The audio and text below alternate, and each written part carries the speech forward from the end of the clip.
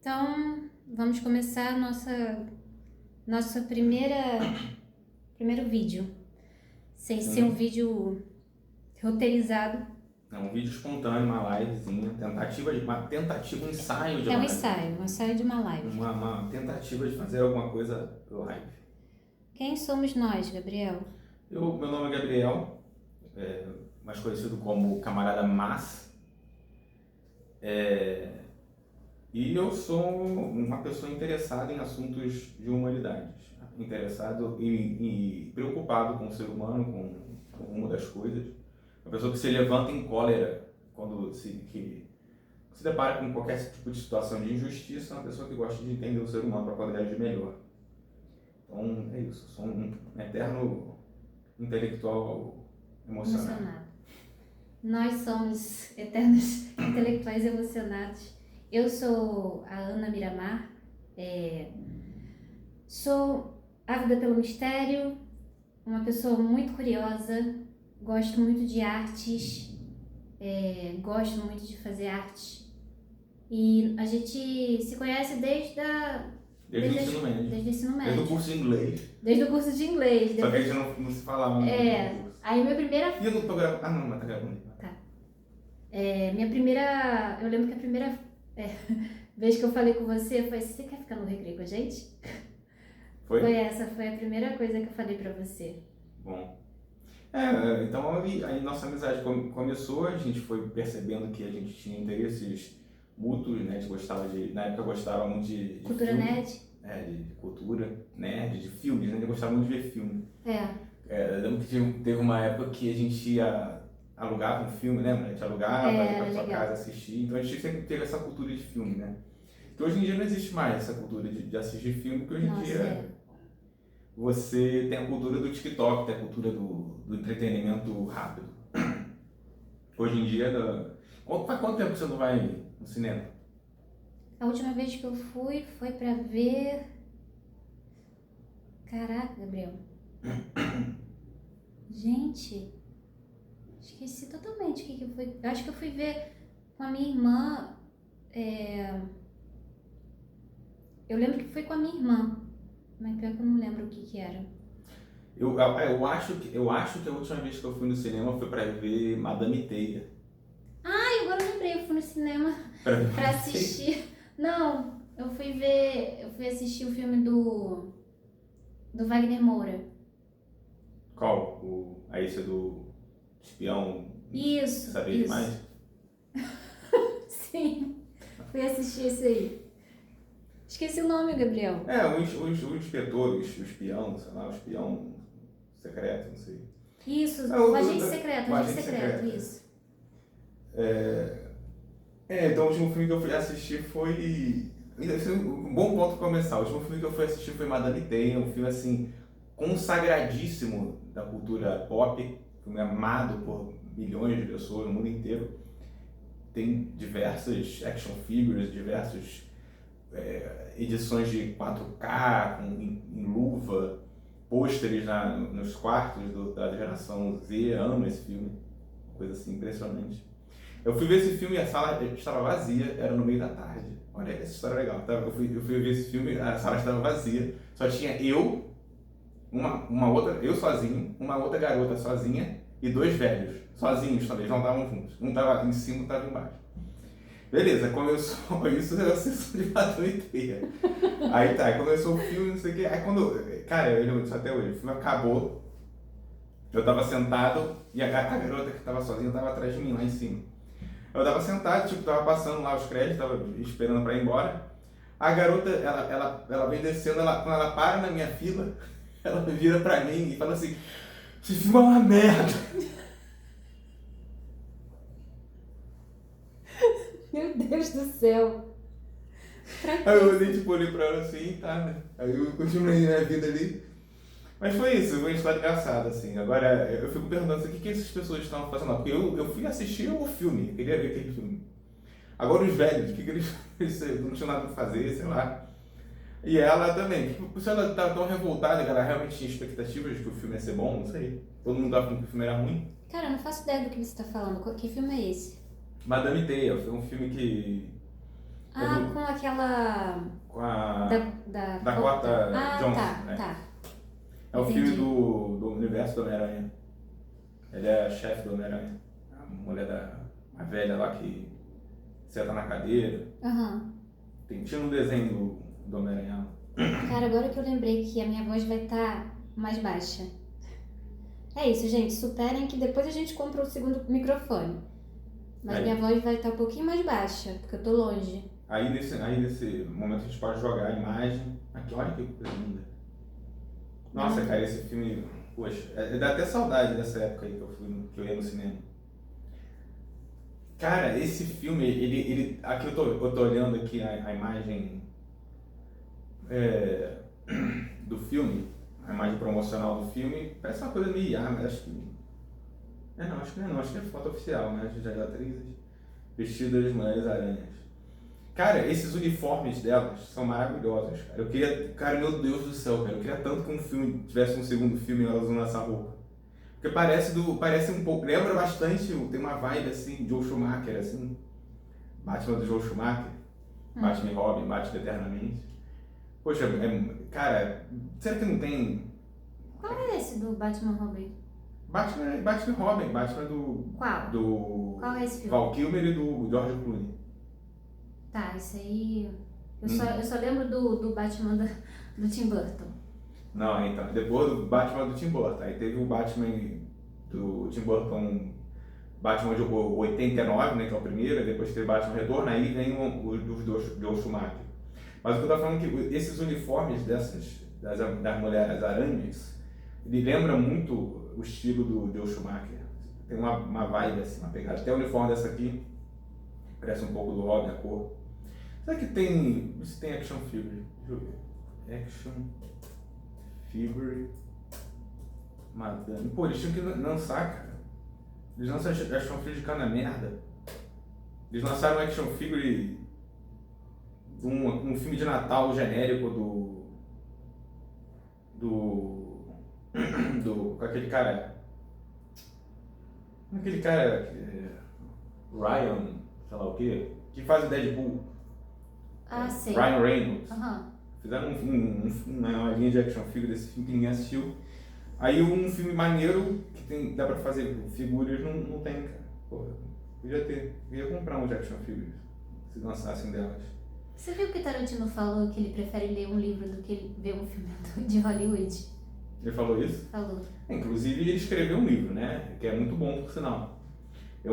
Isso é outra coisa legal. Ele tem o filme dele, que pra mim é o meu filme preferido dele, que é o Era Uma Vez em Hollywood.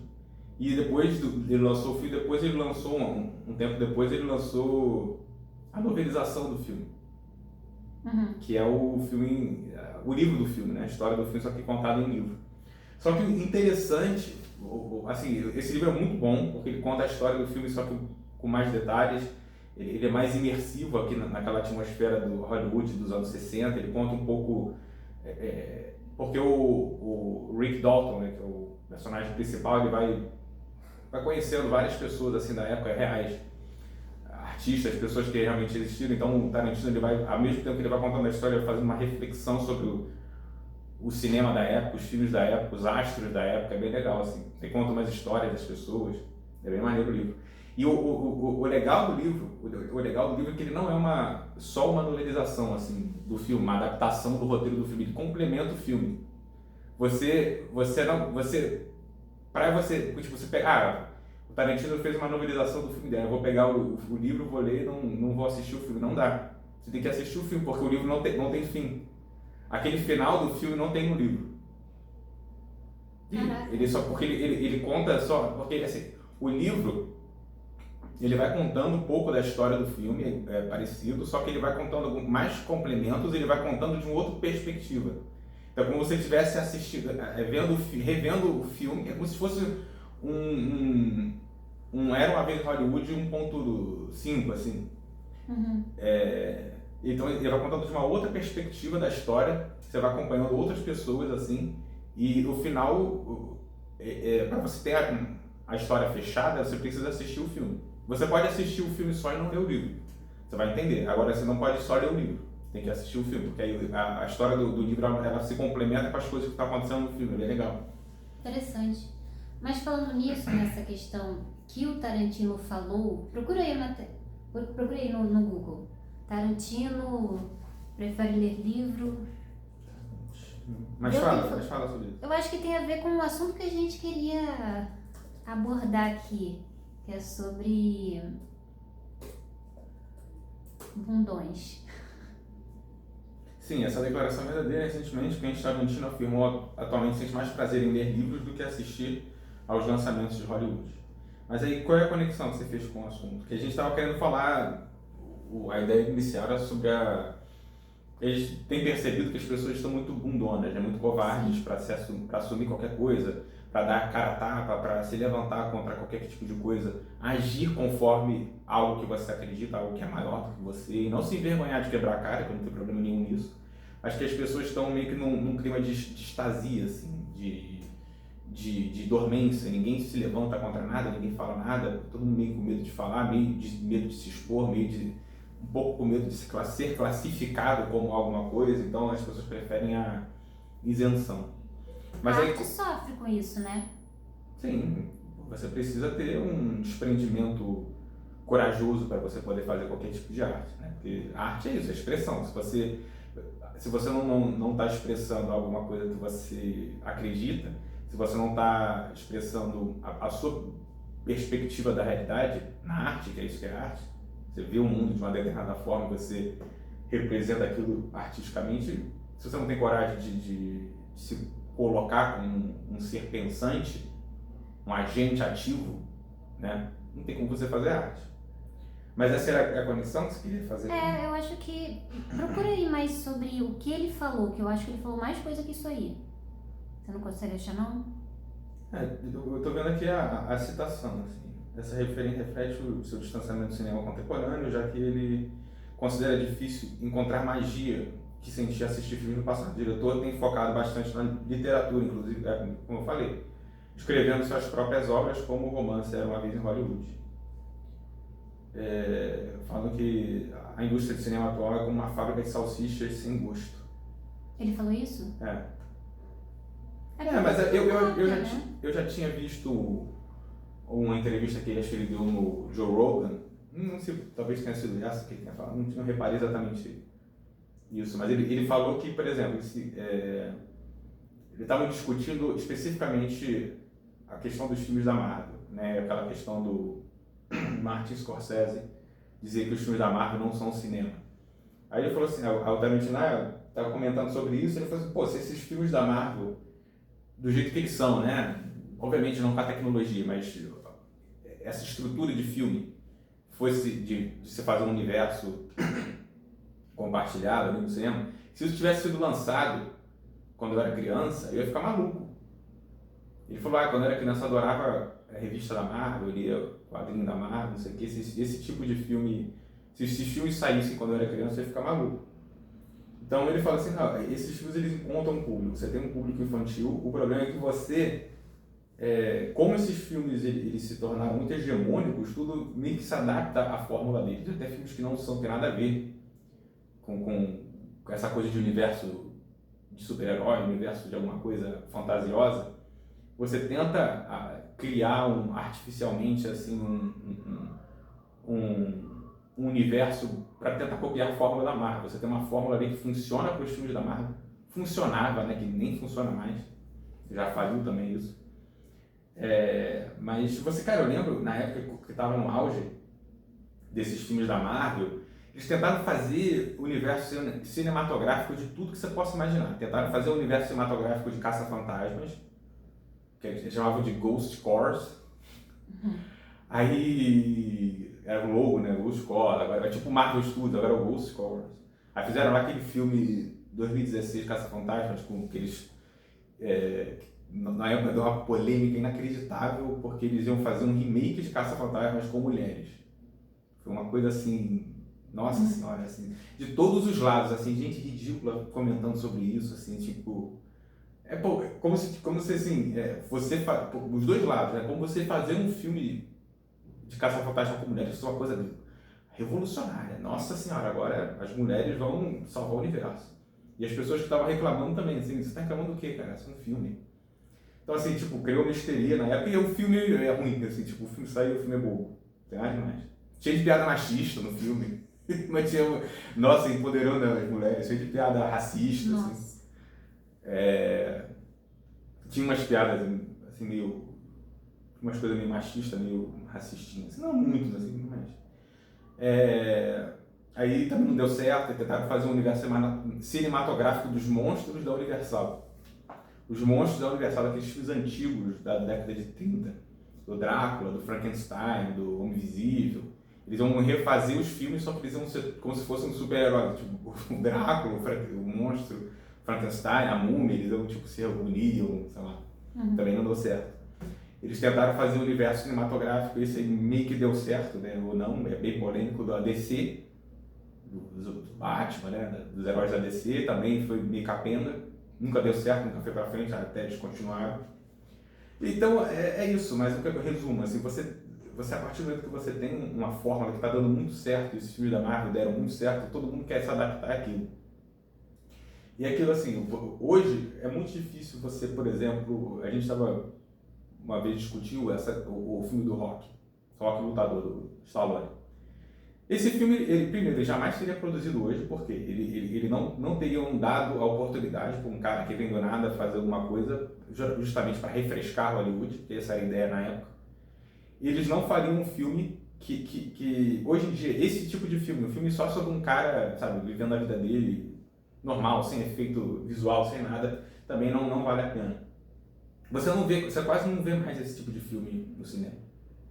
Porque hoje você precisa arranjar alguma coisa, isso eu acho que tem a ver também com as circunstâncias atuais, você precisa arranjar não uma desculpa, mas um estímulo muito grande para fazer a pessoa ir ao cinema. Porque hoje a pessoa ela tem muito entretenimento fácil ao alcance. Né? Então, como que você vai fazer o cara sair de casa, deixar de assistir um Netflix, um YouTube, para ir para o cinema? Então você precisa fazer algo muito grandioso. Você precisa oferecer algo que o YouTube e o Netflix não conseguem oferecer. Você precisa ter um filme com um orçamento de 200 milhões de dólares e jogar, e arriscar naquilo ali, fazer um mega efeito especial, não sei o quê, porque o serviço de streaming ainda a Netflix é a Netflix. A Netflix ela é muito grande, mas o dinheiro da Netflix vem de mensalidade. É isso. Ele vem de mensalidade. Esses estúdios não, esses estúdios eles são donos de muita coisa, inclusive de banco, eles têm outras coisas. Né? A Disney é dona de um monte de coisa, um monte de canal de televisão, um monte de banco de investimento, eles ganham muito dinheiro, eles têm muito dinheiro. Eles podem arriscar fazer algo desse tamanho. Mas também que já está dando errado, então a fórmula já cansou. Entendeu? Esses filmes todos aí da Marvel já estão capengas há muito tempo, né? Desde do filme lá dos Vingadores, do último, nunca conseguiram mais emplacar nada. Também os filmes de Star Wars, tem um filme de Star Wars no cinema agora. Ninguém tá indo ver. Nossa, e eu nem sabia. Tem um filme de Star Wars no cinema, ninguém tá indo ver. Caraca. Mandaloriano e Grogu, que é da série, né? Do Mandalorian, da Disney Plus. Aí fizeram um filme sobre da série. Cagaram. Assim, eu também caguei, assim, eu nem vou nem ver. Eu acho que o último grande acontecimento do cinema foi o filme do Michael Jackson, né? Foi grande? Pelo menos eu vi no Instagram, tinha gente falando e tal. Acabou até trazendo o Michael Jackson de volta. Acho que procura aí. Acho que tem uma música dele que voltou a fazer sucesso. Acho que tem um negócio desse aí. Vai ter um novo recorde depois do filme. Deixa eu ver a bilheteria do filme. Nossa, arrecadou bastante. 856 milhões. Então, um bom desempenho. E vê aí também que teve uma música que bateu o recorde dele depois de que foi lançado esse filme.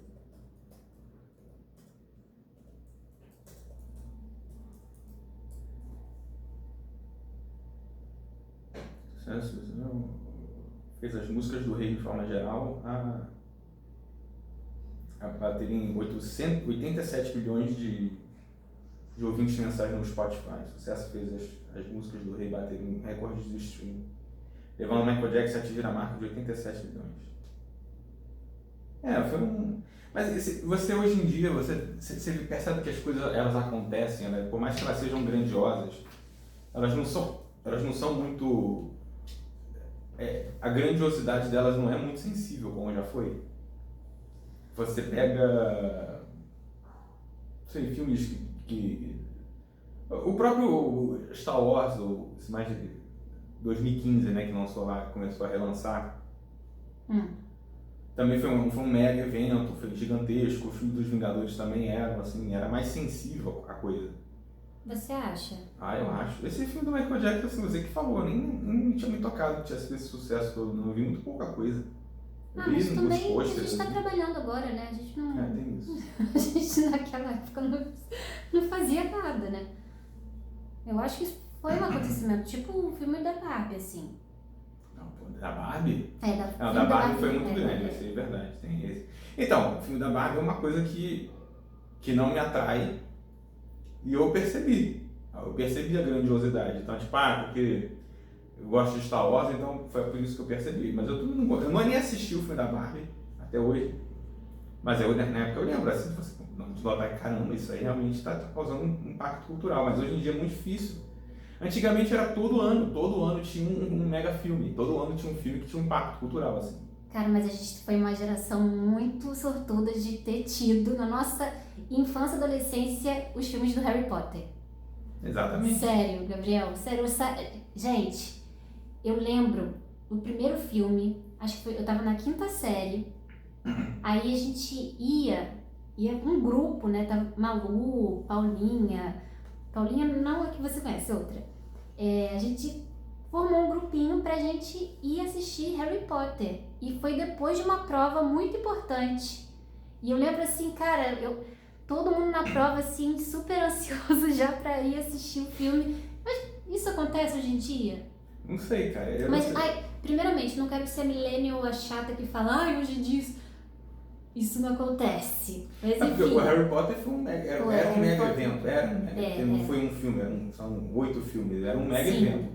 Todo ano que tinha um filme, era o acontecimento. Caraca, hoje vai ter o filme do Harry Potter. Sim, Cara, eu ficava nervoso hoje, não sei o quê. Eu vou assistir, caraca. E era um mega evento. Era mega evento, cara. Era mega evento. Tu ia pro cinema e tu ia fazer, é uma coisa importante que vai acontecer hoje. Poxa, caraca, cultura, né? O máximo que você tem isso é Madame T. Que, Gabriel? Eu não faço ideia do que você tá falando. Madame T, a gente já falou aqui. Eu sei, mas... não tem cooperação, você tá zoando, né? Não, tá. Mas Madame T, quando eu fui assistir, eu me senti igual no filme do Harry Potter. Mas só tinha ele no cinema. Eu fui assistir e fiquei emocionado. Comprei camisa, comprei pôster. Meu Deus do céu.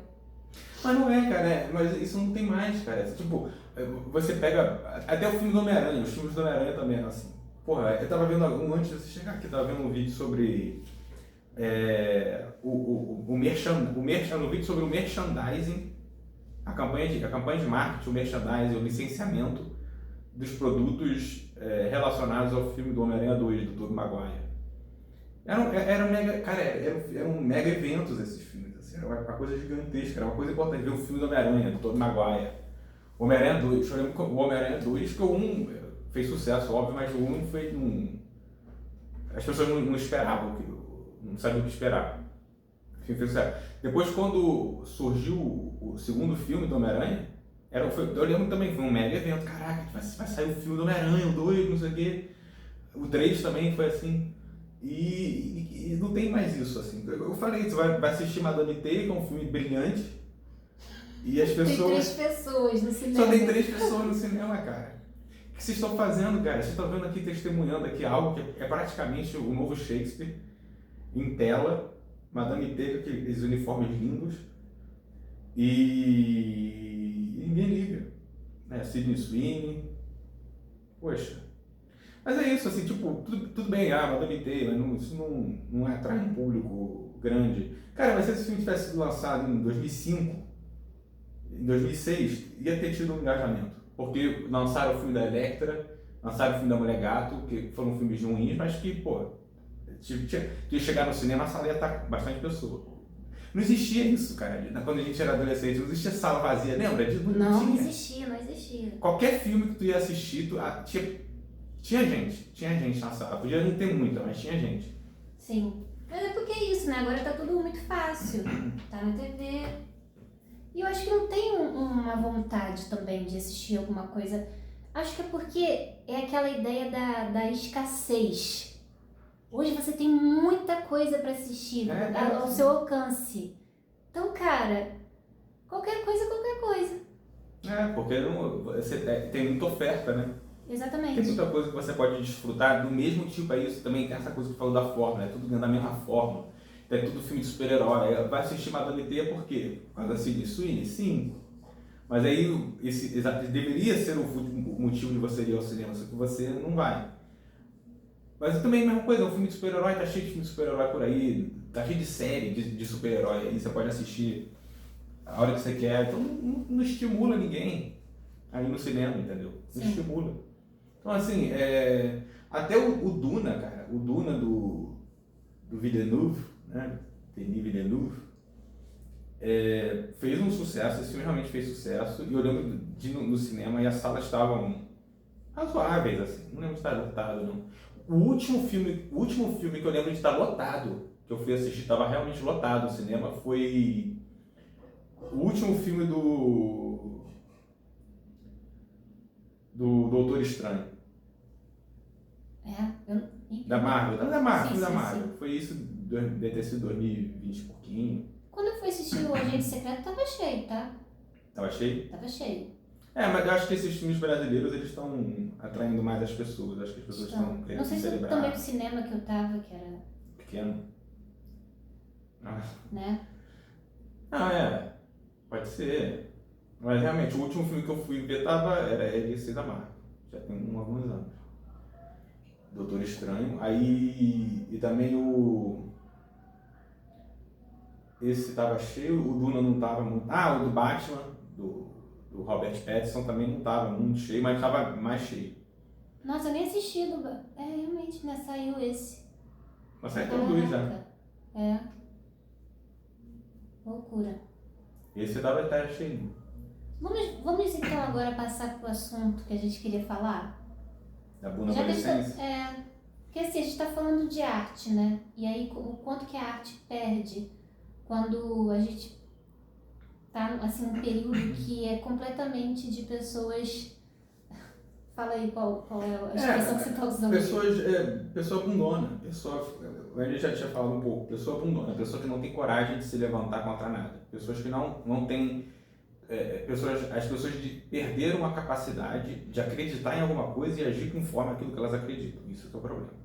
Hoje, acreditar em alguma coisa você simplesmente depositar fé em algo, você acreditar em alguma coisa maior que você é visto ou como uma coisa louca, uma loucura, ou com um radicalismo. Sim. Eu não estou falando acreditar em isso ou não, acreditar. Eu só acredito em alguma coisa. Tem uma convicção. Eu acredito que, sei lá, o Brasil pode ser um lugar melhor. Aí você tem uma convicção, exatamente. Uma convicção, você já é um radical. Nossa, você é louco, você é maluco? Como assim você acredita em alguma coisa? Tá? Não tem que acreditar em nada. Assim, então, eu acho que a gente está meio que estimulando um clima meio que de passividade geral, assim. Mas vamos lá, agora questionando. Você não acha... Será que as pessoas acham isso? No geral, acho que as pessoas nem têm essa consciência. Assim, ou a gente está numa bolha e a gente está inventando. Não, eu acho que não está numa bolha. Eu acho que isso é um sentimento geral. Eu não vejo muito engajamento assim geral. Você tem, obviamente, núcleos de engajamento, pessoas que são envolvidas com algum partido ou algum político que você gosta e tal. Mas assim, no geral, eu acho que as pessoas... o que aconteceu foi o seguinte, acho que o clima político ele se polarizou de tal forma que é muito desagradável você ter qualquer opinião. Então assim, porque qualquer opinião que você vai ter, você vai atrair controvérsia. Então, e você vai ser já rotulado de alguma coisa. Se você acredita numa política ali um pouco mais à direita, já vão te jogar para o bolsonarismo. Se você já tem uma perspectiva um pouco mais progressista, uma coisa inocente até, assim, não, então você é do PSOL, você é comunista. Então, acho que as pessoas, elas, nos últimos anos, elas aprenderam a calar mais a boca, ficar a se restringir mais, não vou dar minha opinião, e não vou nem formar opinião. Sim, eu acho que a gente chegou nesse ponto, nem formar. Já que se eu der opinião, eu vou ser crucificado, por que eu vou ter uma opinião se eu não vou dar a opinião? Não adianta, opinião que você não coloca para fora não serve para nada, não é opinião. Isso é tão triste. Então as pessoas, então, já que eu não vou poder formar opinião, não vou poder dizer o que eu penso, eu não vou nem formar opinião. E sabe uma coisa que eu tenho notado? As pessoas têm ficado muito literais, muito. E aí eu percebo isso dando aula, sobre o poder da arte, né? Do quanto que ela, além, né, de ser algo, sei lá, importante para a gente expressar para a humanidade, ela também serve para que as pessoas tenham contato com o simbólico. E a gente não está tendo contato com isso, porque o que torna as coisas literais? É quando qualquer coisa que você fala é ofensivo, entende? Então, tipo, você não pode dar um valor um pouco mais simbólico para as coisas, porque aquilo, de alguma forma, pode, em algum sentido, pode ser algo ofensivo, entende? Acho que você está entendendo? Não, tô entendendo, assim. Eu acho que as pessoas perderam a capacidade de interpretação. Acho que é isso. Elas não conseguem mais interpretar o que você está falando. Elas estão no sentido literal. Elas não só tomam no sentido literal, mas elas já têm uma concepção pré-estabelecida em relação àquilo que você vai falar. Então, se você, como eu falei, você já começa a ter uma opinião um pouco mais à direita, eles já vão te rotular de alguma coisa, já vão impor ali em você um rótulo que às vezes nem se encaixa. Às vezes você não é nem de direita, não tem nada a ver, só tem uma opinião nesse assunto específico aqui, mais à direita. Então... não existe nuance, né? Não existe a nuance, é tudo muito... radicalismo. não existe nuance. Acho que, porque aquilo, como você falou, o simbólico, ele ajuda você a pensar de forma nuançada. Ele ajuda porque o símbolo, ele é fluido. O símbolo, ele não é congelado, ele não é fixo. Quando você enxerga as coisas da realidade de forma simbólica, você está enxergando a realidade de forma interpretativa. O símbolo é uma representação. Ele representa uma realidade, não é a realidade em si. Então, quando você enxerga a realidade de forma simbólica, de forma interpretativa, de forma ilustrada, você se treina a pensar de forma mais nuançada, de forma menos taxativa, de forma menos literal, radical. Sim. Então... E por isso que a arte é muito importante nas escolas, porque ela é um contato direto com o simbólico, né? As pessoas acham que a aula de arte é só sobre expressar, é uma aula para relaxar, expressar. Não, você está ali estudando o simbólico, cara, o símbolo que sempre esteve presente na humanidade, né? Desde nossa consciência, né? E nosso inconsciente, ele está repleto de símbolos que a gente pode conscientemente não entender, mas aquilo tem um significado coletivo. Então, cara, enfim, essa literalidade, assim, é literalidade, né, que a gente fala. Cara, mata a humanidade, porque a gente não está criando mais, a gente não está se sentindo assim com essa potência assim, né, do humano, que é o criar, que é gerar coisas, gerar o novo. Então isso tudo, sinceramente, assim, a gente está sacrificando. Eu acho que, inclusive, a coisa mais importante hoje em dia é o simbólico. Acho que a coisa mais importante de você treinar, principalmente criança, é treinar o simbólico, é a arte. Acho que nunca foi eu tô falando sério, acho que nunca foi tão importante você ter disciplina de arte, porque a gente está começando a perceber as consequências graves de você não ter uma população treinada para pensar de forma simbólica. Você não tem uma população que tem ali que não treina a sua sensibilidade estética, por exemplo. E aí o que acontece? Aí se criam os mitos. Os políticos que conseguem construir essa ideia de um ser mitológico, né, que vem por meio desse valor mais estético, sei lá. E as pessoas não conseguem entender essas nuances e vão caindo e acreditando. Porque elas têm uma sede, elas têm uma vontade, uma sede de consumir coisas desse tipo, de ter acesso ao mito. O mito é importante. Mas assim, quando você não tem um treinamento para discernir o que é um bom mito do que é um mito ruim, você vai comprar qualquer coisa. Seres mitológicos, né? Isso tá certo ou tô... sim. Não, porque seres mitológicos a gente pensa que em coisa dragão, né? Não é isso. Ser mitológico é um ser que é mítico, é isso. Sim, ser mítico, isso, ser mítico. Mas é isso, você precisa de mitos, você precisa de narrativas, precisa de lendas, histórias. E o ser humano precisa raciocinar. Isso é o maior dom que a gente tem como ser humano, porque ninguém tem mais isso. O animal não tem isso. Então a gente tem esse privilégio de pensar, de racionalizar a sociedade, pensar de forma racional. E também de forma simbólica, isso é o mais importante ainda, de forma simbólica, de forma criativa, de forma ilustrada. Isso é o que torna, isso é o que nos dá a humanidade. Então assim, se você perde isso, você está dando o primeiro passo para se bestializar. Vai virar um animal mesmo. E existe esse risco. As pessoas agora vão entrar aqui num negócio, mas existe esse risco do ser humano se bestializar. Eu não estou falando de ficar burro, não. Eu estou falando que o ser humano pode realmente regredir e virar um animal. Virar só tá ali pelas suas necessidades mais primitivas, né? Sim. Isso está acontecendo de certa forma. A gente está vendo, assim, todo esse fanatismo político que gira em torno de algumas figuras. Ele é bestializante, de certa forma. Já é um primeiro passo bestializante. A gente está... Fora outras coisas que a gente vê aí, Cara, aqui no Brasil tem um negócio... eu não sei o que é isso. Ratos do esgoto. É um negócio assim. Conheça a cultura dos ratos aqui. Você já ouviu falar nisso? Ai, meu Deus, eu tenho até medo. Cultura dos ratos trouxe à tona um problema aqui. A cultura dos ratos são simplesmente pessoas que vão vão fazer uma festa num valão de esgoto. Ai, para. Isso está acontecendo no Brasil. As pessoas, vamos botar uma caixa de som, vamos ouvir uma música aqui na rua, vamos. Eles fazem isso só que dentro de um valão de esgoto. Eles se chamam ratos. Eles se auto-intitulam ratos.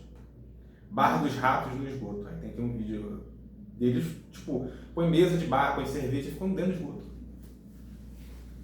Meu Deus. Isso está acontecendo no Brasil. É isso, cara. Essas são as consequências de você negligenciar a arte, os elementos que tornam a gente ser humano. Isso é literalmente se bestializar. Você está se bestializando.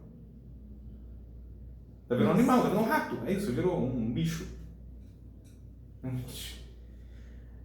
Assim, as pessoas, eu falo aqui, cara, assim, se você acha que a situação está ruim, ela pode piorar muito, assim. Dentro do nosso tempo de vida, a gente pode ver coisa muito bizarra acontecer. Já tem gente, sabe, dando festa dentro do esgoto. Qual é o próximo passo? Então, assim, é realmente preocupante. Assim, a gente pode chegar num nível perigosíssimo da convivência, de viver em sociedade se tornar insuportável, porque você vai estar convivendo com gente bestializada. As pessoas vão cada vez se bestializar ainda mais. Então, se você não começar a treinar, tentar resgatar esse senso estético, simbólico das pessoas, aí, essa capacidade humana de pensar com a alma, aí ferrou. É isso, gente. Tá dando 39 minutos, você quer? Eu acho que foi um primeiro tentativa aqui, um ensaio, pra gente ver se a gente consegue produzir alguma coisa e saiu, acho que foi legal. Saiu, gostei. Foi bom. É isso. Então, Até a próxima, gente. até a próxima, a gente vai fazer lives mais legais, mais bem equipadas, principalmente. E serão lives mesmo. Siga a gente na Sculptor Egg lá no Instagram. Temos no Substack também, textos. Tem mais algum lugar? Acho que é isso. É isso, né? YouTube agora, né? Que a gente agora vai focar mais no YouTube. É isso. Valeu. Valeu.